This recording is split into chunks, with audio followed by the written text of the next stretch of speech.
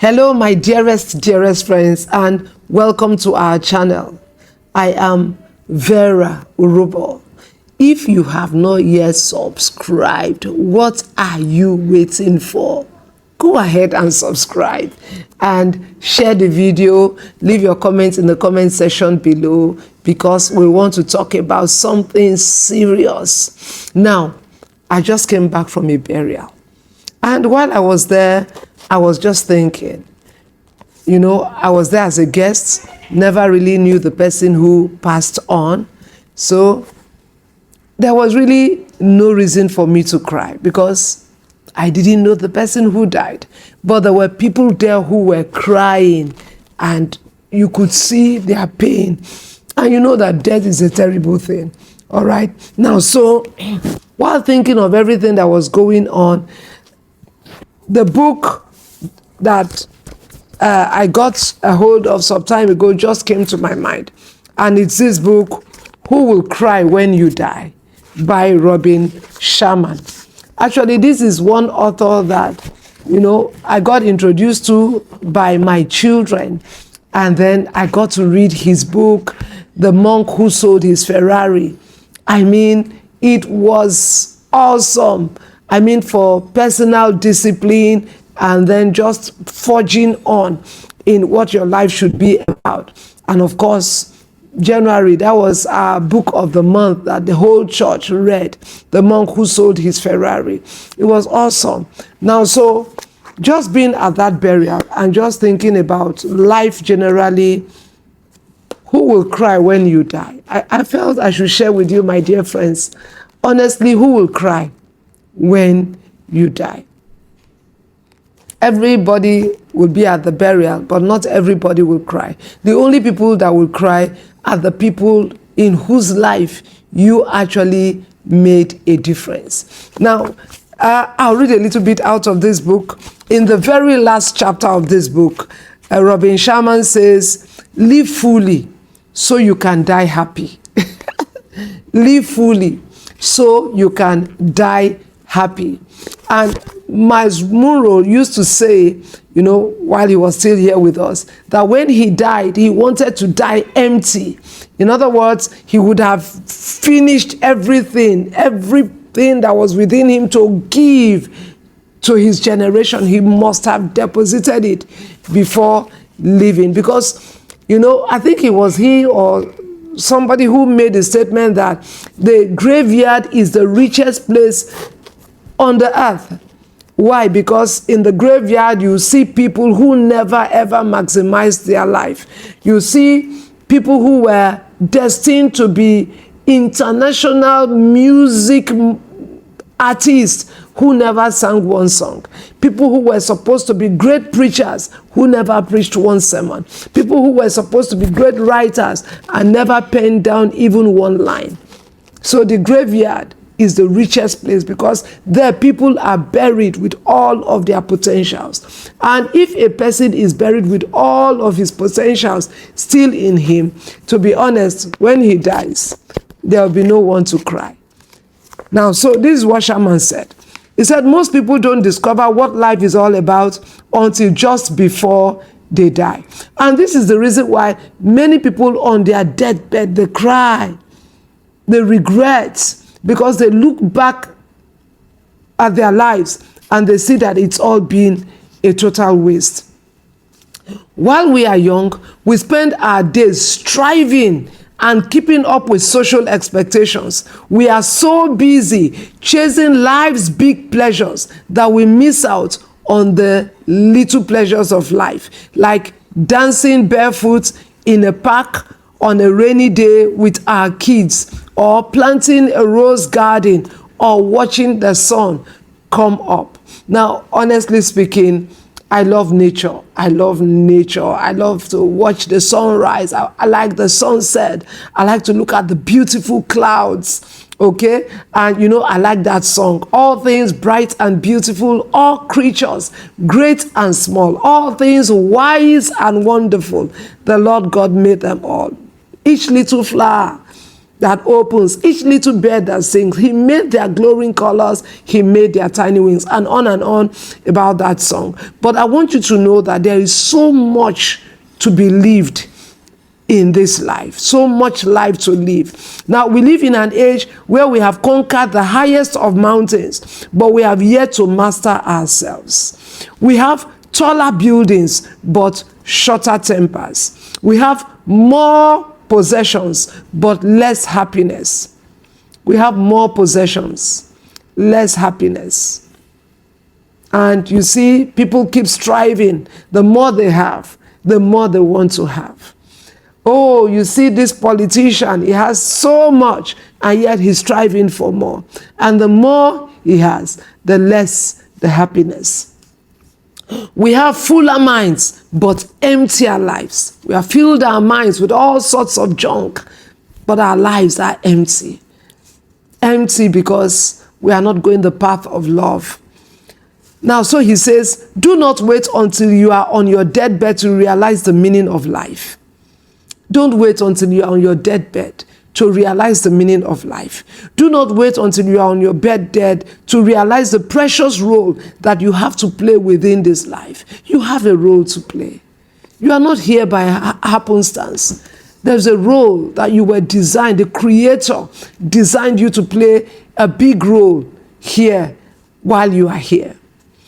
All too often, people attempt to live their lives backwards. They spend their days striving to get things that will make them happy, rather than having the wisdom to realize that happiness is not a place you reach, but a state you create. Oh, I love it, I love it, I love it.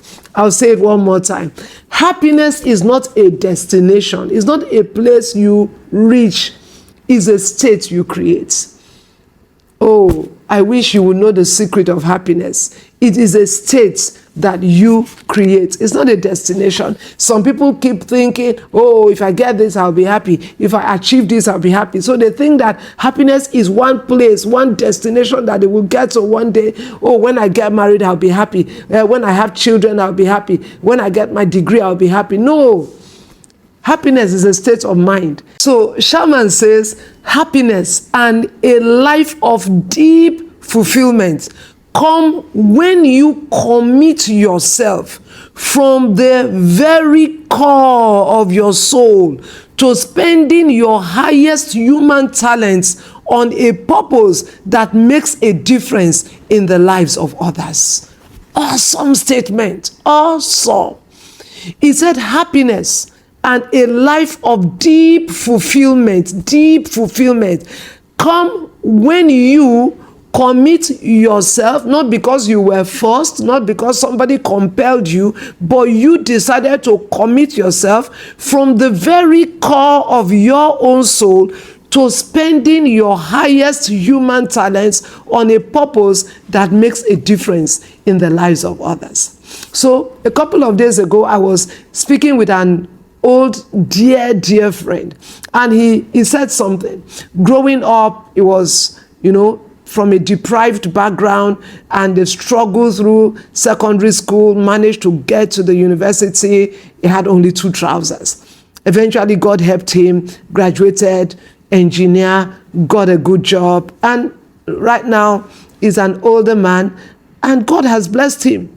And he was saying to me that when he thinks back on the way it was, he decided that he was going to help as many young people as he can possibly help who are ready to go to school. So right there in his village, he has 30 young people on scholarship. 30.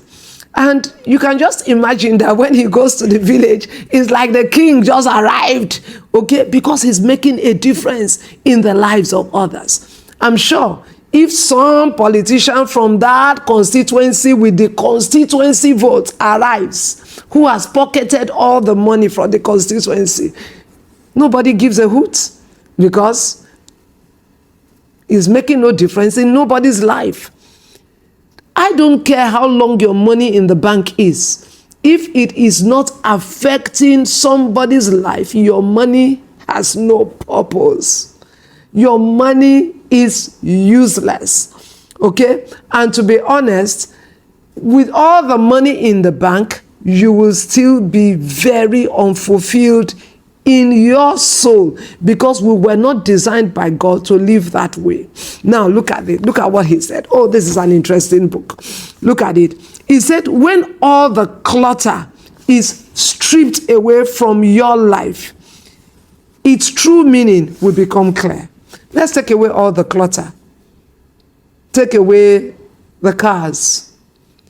Take away the houses. Take away all the paparazzi. He said the true meaning of your life will become clear. The true meaning would be to live for something more than yourself. Living for a cause that is greater than you. My dear friend, don't live a life where it's just I, me, and myself, and of course my 2 children. If you live that way, your life will be a miserable life. And then, of course, when you die, who will cry? Nobody will cry, because whether you were alive or not alive, was of no consequence to them. All right. You say, oh, I don't care about such things. Who cares? I'll be dead anyway. I don't really care. Calm down. Calm down. It's important to God how you live your life. And then he said this. He said, stated simply, the purpose of life is a life of purpose. Write this down somewhere. The purpose of life is a life of purpose. Now, this shaman guy is actually a Stoic philosopher. So this is not a Christian book. It's a Stoic philosopher. But just as I always say, a lot of these philosophers, they just go get all the principles from God's word and they put it together as their philosophy. But so stated, that is God's mind, that the purpose of life is a life of purpose. A man who is not living for a clear purpose can never live a fulfilled life. A man who doesn't have a purpose of enriching other people's lives can never, ever be a happy person. So, my dear friend, I want to ask you, who will cry when you die? Or will everybody just come? Even sometimes, even happy that you have. We've seen people die before and people are rejoicing. Oh, thank God, he don't go. Let that not be your story. Maybe from today you sit back. Maybe God has blessed you with money. Maybe you sit back and ask yourself, where can I make a difference? I'm not looking for somebody to beat a gong after me. I'm not looking for human applause. I just want to make a difference. You will see them everywhere. Children who cannot pay fees. Women who cannot, their businesses are down, need to be empowered. They are everywhere. Perhaps you want to say, oh, I want to even support this Pastor Vera. That would be a good cause, my dear friend. I tell you, that would be a good cause. But sometimes you say, oh, I don't have money. It doesn't always have to be money. Maybe a good smile. Maybe an encouraging word. But you have something to give. And that's the only way you can be truly happy. And that, my friend, is the way to live. To live for a cause that is greater than you. Think very deeply about it and don't go away. Don't you go away. One thing that will give you joy today is to share this video, like it, leave a comment, and subscribe if you have not yet done so. I love you very much, and I know that there's an awesome future waiting for you. Make sure you watch out for our next video. God bless you and bye.